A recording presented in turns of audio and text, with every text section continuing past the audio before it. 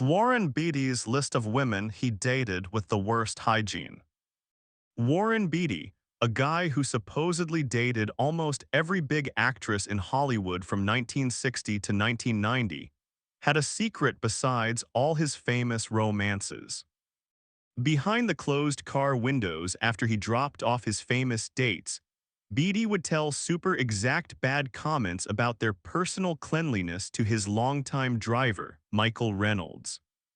Warren had the most sensitive nose in all of Hollywood, Reynolds said. Reynolds drove Beatty from 1965 to 1992. The guy could smell if someone skipped a shower even from far away in a busy room.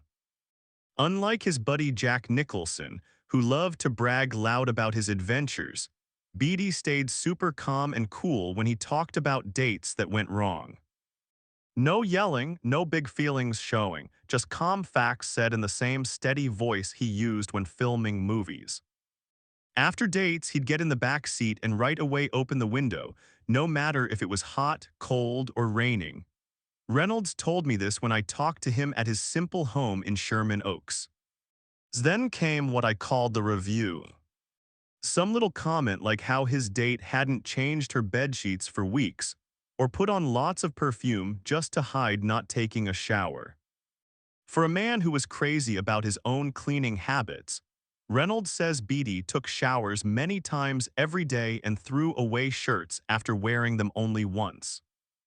Cleanliness for himself and for girlfriends was a rule he never broke.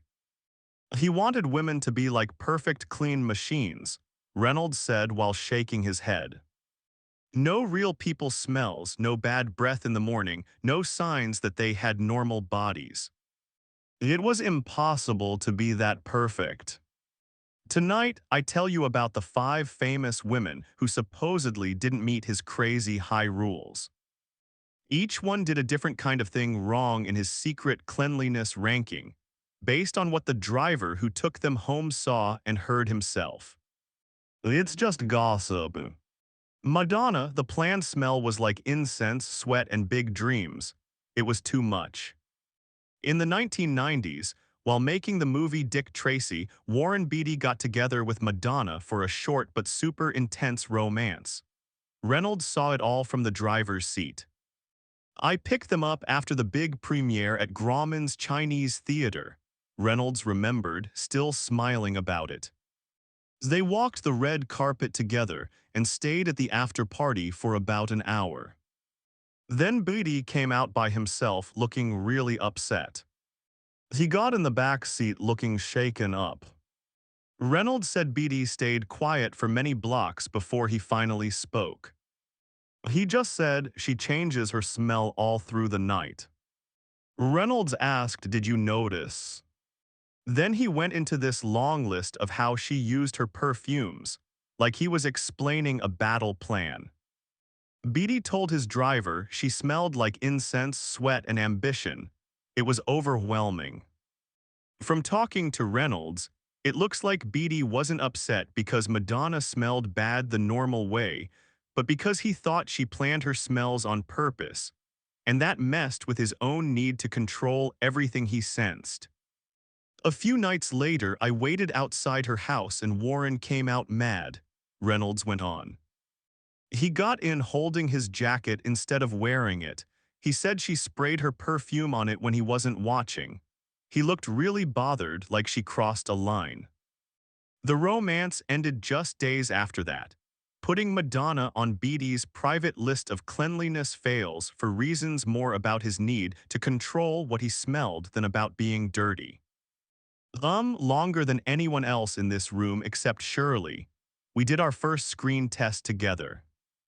Jane Fonda, the rebel who said no. Warren said she hated deodorant and you could tell. In 1971, Jane Fonda was super famous and very active in politics when she dated Warren Beatty for a little while. Their time together happened during her most wild activist days, and it caused problems that Reynolds saw up close. I picked them up for an event helping Vietnam veterans in the valley, Reynolds remembered. And it was July, super hot like 95 degrees. Warren got in the car already looking mad. Right when we drove off, he turned to me and said, "Reynolds, she wouldn't put on deodorant before going to a fundraiser in this heat." She gave me a whole talk about aluminum and big company chemicals. Reynolds said Beatty seemed really confused, why Fonda chose not to use normal cleaning stuff on purpose. Warren said she had a thing against deodorant, and it showed, Reynolds told me. He kept repeating, "I don't get how someone spends hours fixing her hair perfect for a protest, but says no to basic cleaning things." The romance got worse over a few weeks because Beatty got more and more stuck on what he saw as mixed-up ideas in how Fonda took care of herself. Reynolds saw their last big fight when he picked them up after another political thing. As they came out arguing in the middle, he remembered. I couldn't hear it all, but Warren was talking about natural other op.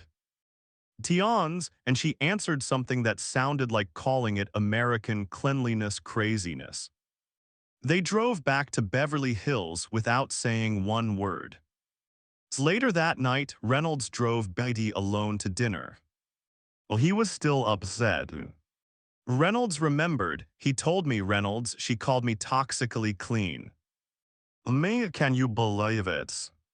From what I learned, Fonda's so-called bad thing wasn't really being dirty, but her strong no to the store-bought products Beatty thought everyone needed. Her choice seemed to question not just what he liked to smell, but ideas he never even thought about before. Face and sort of my nick is falling down and yeah, and didn't like that at all. Joan Collins' chemical attack with perfume until you couldn't breathe. Warren Beatty's time with Joan Collins happened in the late 1950s, before Reynolds started driving him, but the driver heard how that old romance still changed how Beatty judged smells many years later. We were driving to a Hollywood dinner in 1977, where Joan would be there. Reynolds remembered their first meetup in years. Warren spent the whole drive telling me exactly to keep the car windows open after if she got close. Reynolds said Beatty started a big complaint about what he thought was Joan's too much perfume habit. He told me she wore so much perfume it felt like you couldn't breathe.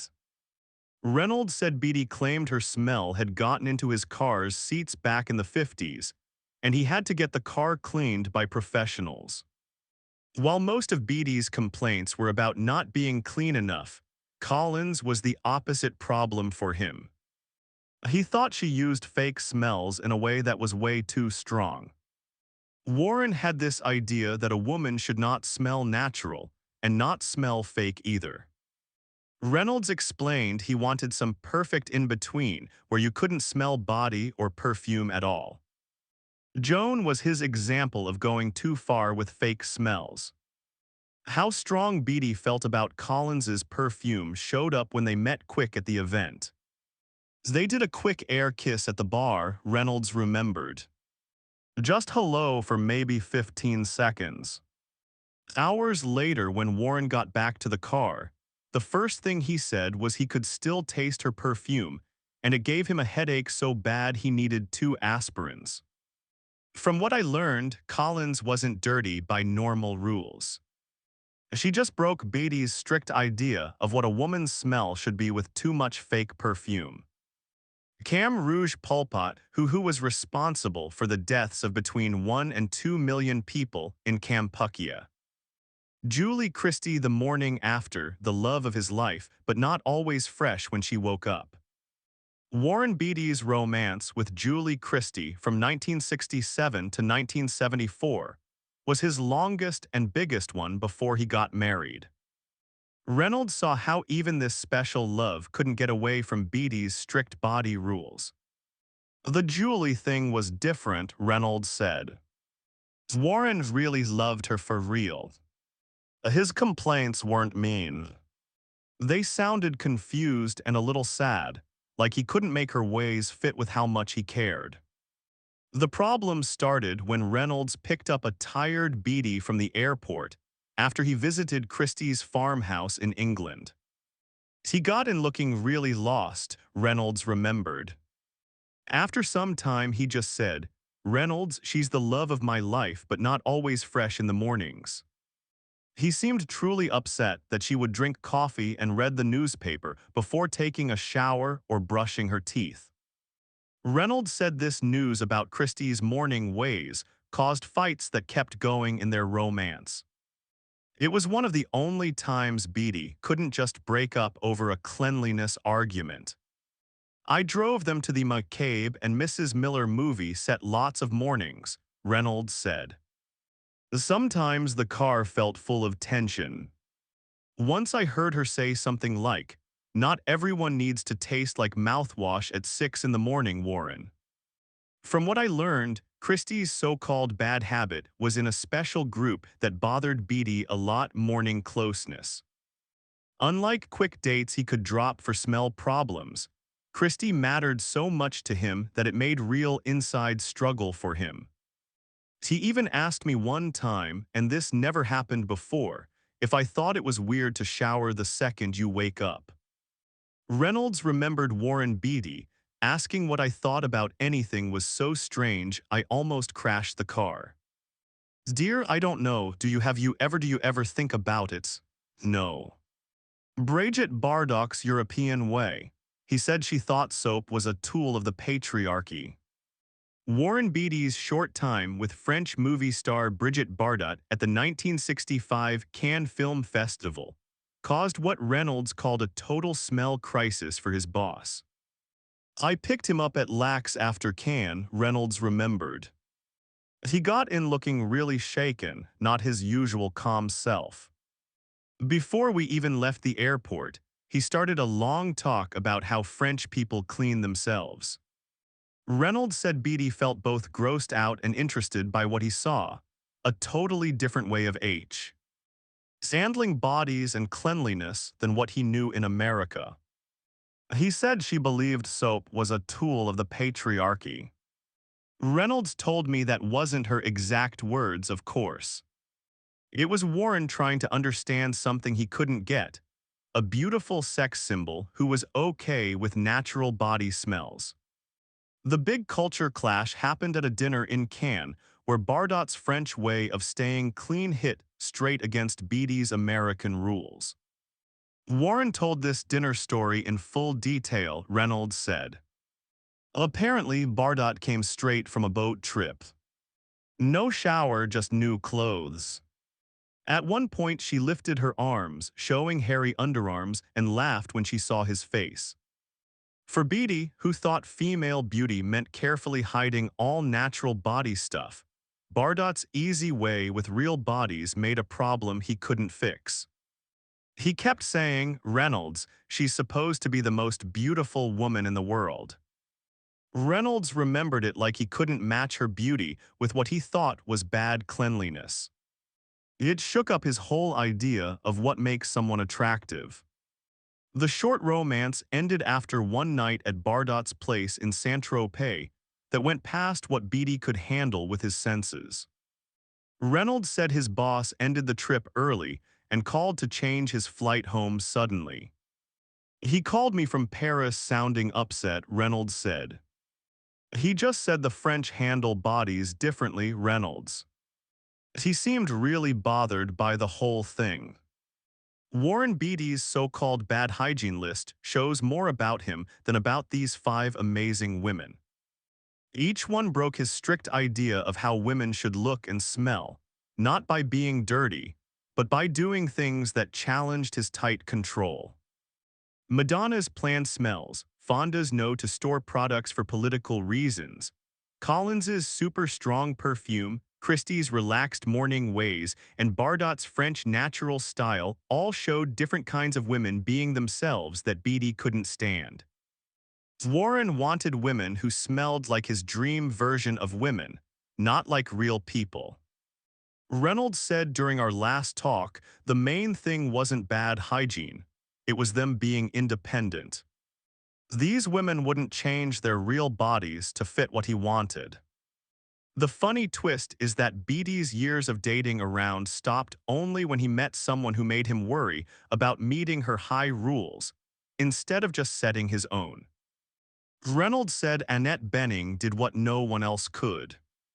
She made Warren Beatty care about someone judging how he smelled and looked. The first time I drove them, he actually asked if the car smelled fresh enough.